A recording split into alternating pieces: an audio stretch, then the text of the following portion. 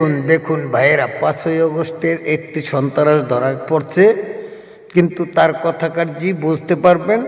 এখন দেখুন, আমাকে হ্যান্ডকাপ লাগাইতে হবে না। হ্যান্ডকাপ লাগাইলে কি আপনার মনে হয় ভালো হবে? 5ই আগস্টে অনেক পুলিশ মেরেছি, আজকে তোকে মেরে ফেলবো এবং তোর আজকে ক্যারিয়ার শেষ। একটু দেখান আপনি যে ধরতে হবে না। ধরতে হবে না।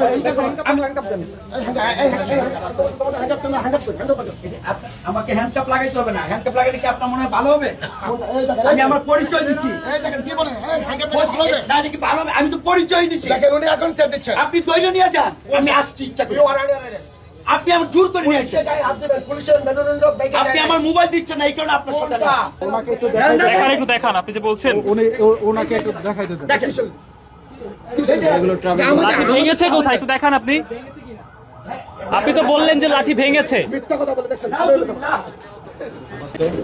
মাথায় তো প্রবলেম আছে।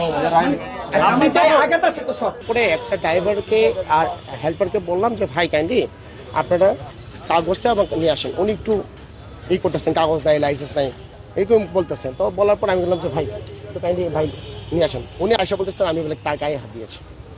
টোটালি একটা রং মিথ্যা কথা। প্রথমে বললাম যে আপনার পরিচয় কি প্রথমে বলার পরে সে খুবই আমার পরিচয় না ধরে রাখছে। তখন তার একটা ওয়ার্ড, 5ই আগস্টে অনেক পুলিশ মেরেছি, আজকে তোকে মেরে ফেলবো এবং তোর আজকে ক্যারিয়ার শেষ। এই কথাটা বলার পরে আমি তখন আমার অস্ত্রে হাত দিয়েছি, কারণ সে আমার অস্ত্র অ্যাটাক করতে পারে। আমার ঘড়ি সে নিয়ে গিয়েছে, ঘড়িটা টেন্দা নিয়ে গেছে, আমার মানিব্যাগ সে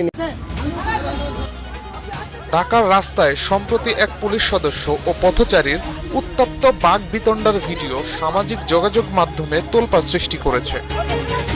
পাশে দিয়ে যাওয়া অন্য এক পথচারীর ফোনে ধরা পড়া এই দৃশ্যে দেখা যায় দুই পক্ষের চরম বাকবিতণ্ডা। ঠিক কী কারণে ঘটনার সূত্রপাত তা পরিষ্কার না হলেও একজন সাধারণ মানুষের সাথে দায়িত্বরত পুলিশের এমন আচরণ